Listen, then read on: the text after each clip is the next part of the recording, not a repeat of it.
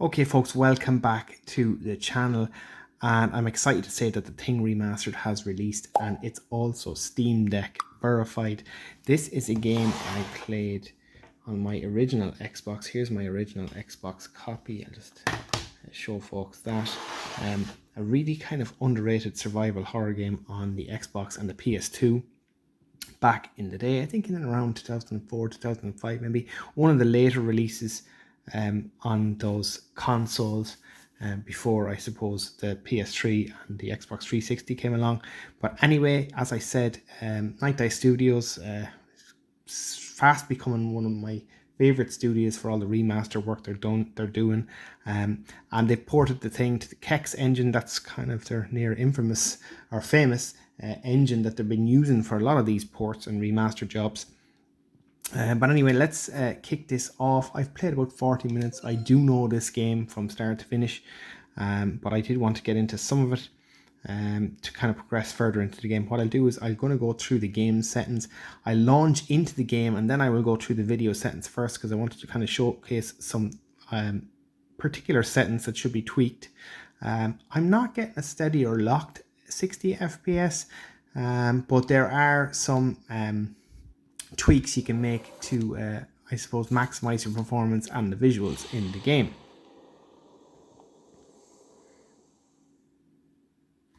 So let me load up the game where I was, and then I will go through all the settings. So we're going to go from here.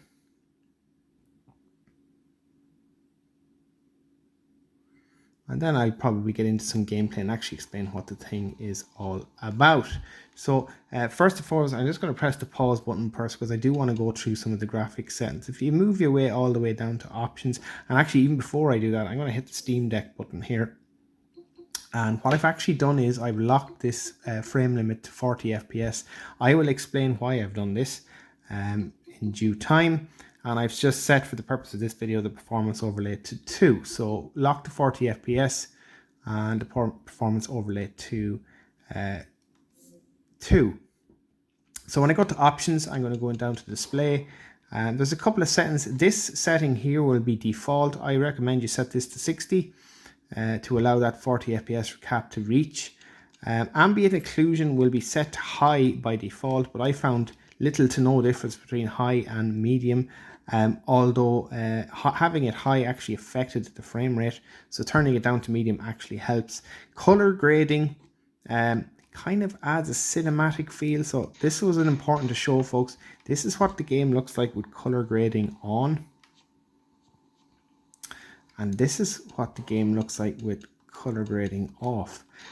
Kind of gives it a more vibrant feel and something more similar or akin to the Xbox original release. So I actually like turning it off. By default, this will actually be on. I've left film grain on, depth of field and bloom. These are all as default. I just left those on. And the other thing I noticed was VSync would be enabled by default. I recommend actually turning this off as well, as it seemed to have a minor effect on FPS as well. So with these settings, I'm getting a locked 40 FPS. Sorry, I was just enabling and disabling VSync there, so there was a little spike. But overall, this will actually lock the game to 40 FPS. Really playable, perfectly playable, pretty much on the highest possible settings for this game. Some folks might be a little bit disappointed it's not 60 FPS, but anyway, it's verified and it plays incredibly well. Alright, so let's just move on a bit. So as I was saying, the thing is based on the film, in case you've been sleeping under a rock the last 30 years. But sci-fi horror, and basically it's kind of a squad-based game. And sometimes you're on your own or solo points, but most of the time you're playing with a squad. There's a paranoia system. You can manage your squad, and also your inventory and items. So you're up on the D-pad here. If you press that button, it manages your actual squad. I have an engineer at the moment and just a general kind of an assault guy. I'm going to grab some the goodies here. I'm going to try and get into some combat real quick. So you can outfit these guys when you find them. Some of them mightn't have any weapons. They might be pretty much afraid. Or you might have to find a med kit. You save your game at these points. Kind of something similar to Resident Evil. Kind of a tape recorder. And what we do is we move forward here into this little segment down here. So yeah, third person, but there also is a first person mode where you press the Y button. It's kind of functional first person, but yeah, primarily you'll play this game in third person mode. So we're going to get in some combat here real quick. Now you have to be careful as well not to actually shoot your teammates, because there's, as I said, there's a paranoia system. But if you're shooting someone, they're going to like not trust you, so you lose that trust level. Those little horrible little small thingies.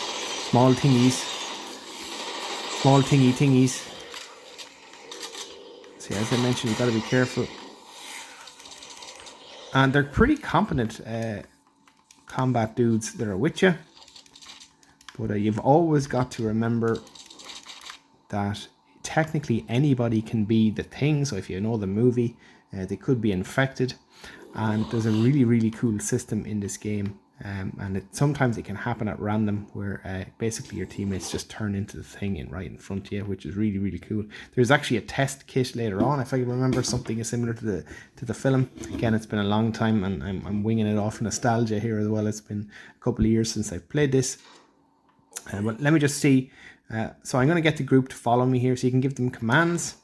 There's a basic command to get them to follow me. If I want to give this guy ammo, you can select him and you can give him some orders. Sometimes the engineers can actually do things, like they can fix and repair, or the medic can heal somebody. You can take their weapon away, which will obviously make them more paranoid. There's a paranoia level and a health level. See if the green bar and the blue bar, or the green bar and the red bar being his health. I'm going to give him some ammo, and this should actually trust me a bit more. All right. So they respond in real time too. So you can gain trust levels.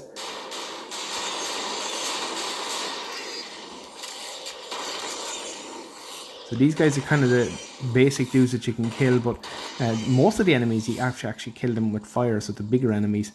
I gotta get the extinguisher here, so press the down arrow to get to your inventory. And there's a weapon wheel, and then you press A button and you can at the center, and you can also access your inventory. So in this case, I'm going to equip the extinguisher, and then you can use the left trigger to essentially use that. Let me just equip as well the flashlight. There we go, we can use the flashlight. We're going to go in here. So it's going to show us how to kill the actual thing beasts. So this is a kind of a two-step process, because you got to use fire to ultimately kill them, but you weaken them with your let's call them primary weapons, and you finish them off with a secondary weapon. Now I don't believe at this stage I actually have the flamethrower. I need to just double check. Oh, I do. So I have a flamethrower technically, so I should be able to kill one of them. Let's go and try and do that. We're going to grab the goodies in here. Oh. A little jump scare there that fucking put the living bejesus on me. This guy has gone nuts with his pistol. Now he's ran out of ammo, so let's give him some more ammo. And you can even see the icon came up on the screen here to give him the actual ammo. So you can see the trust level keeps going up there as I'm giving him more ammo. And now he should reload. I'm going to save it here again. Let's create a second save slot. There's also kind of a setting there. You can see the left bar there, because I'm out in the cold. You can't stay out in the cold too long. Let's take out these bad guys first. Now I can order one of these guys to actually get this. So the engineer can fix this. So I'm going to go to, and he's going to fix the door control. So he's going to repair that. So you can also give them commands.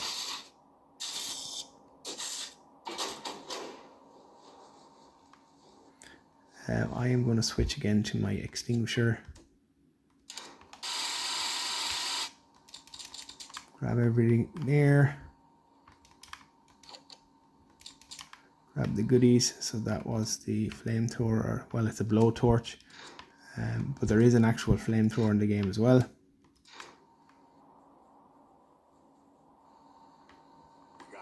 More bad guys coming.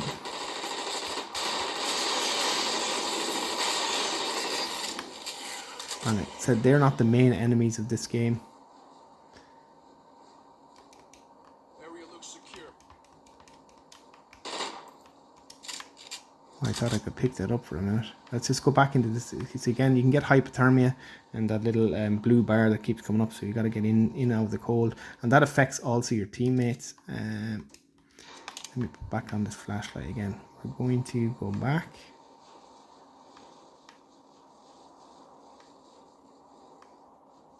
Were we in here already? Yes, we were. We're going to go this way instead.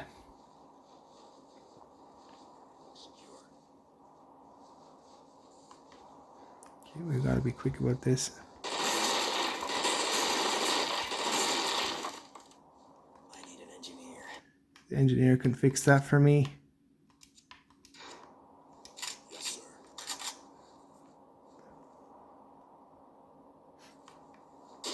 So yeah, some of the enhancements, I think they've definitely improved in some of the AI pathfinding.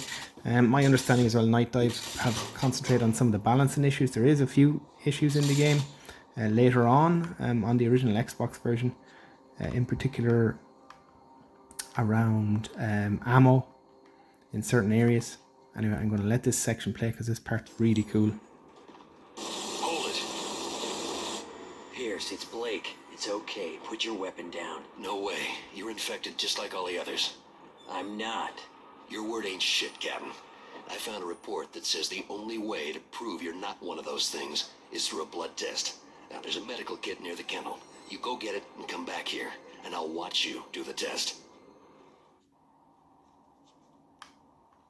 So this is what I mentioned. There's quite a level of authenticity in this game as well, which is brilliant, especially if you're a Loire fan of the original thing, and also the prequel, which I kind of enjoy as well. It's not as bad as folks actually make out that it is. We're going to go back and get that med kit. So I hope this is the area now with the med kit. There we go. We got the blood tests. Now we got to make our way back to the dude.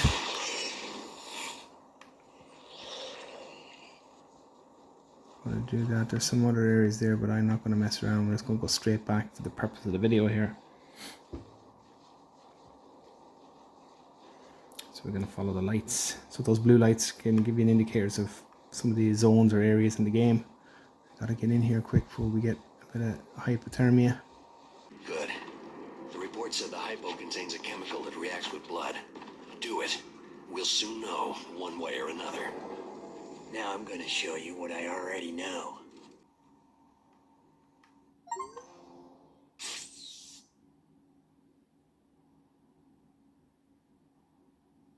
Maybe you will get us out of this.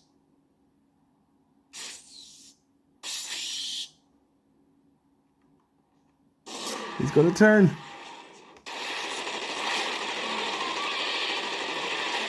Two of them are going to turn.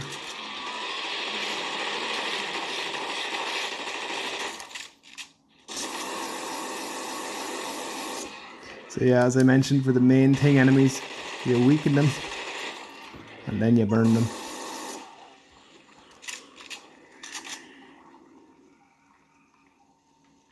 So there we go. As I mentioned, your team members can pretty much just turn on any point in time. This place. Which really kind of plays into that lore and themes of the original game. Now, I do admit some of those are kind of stage sections. That part pretty much happens the same every time you do it, but there are other segments in the game where it happens naturally. But anyway, that's a showcase of the thing, folks, on the Steam Deck. As I said, it's Steam Deck verified. Hopefully this has helped, folks, and yeah, if you're new to the channel, please consider supporting my work by liking, subscribe, and drop a comment down below in the chat. If you've played the game, if you've never played the game, let me know what you think. Are you a fan of the movies? I want to hear about it, and I'll talk to you in the next video. Thanks for watching, folks.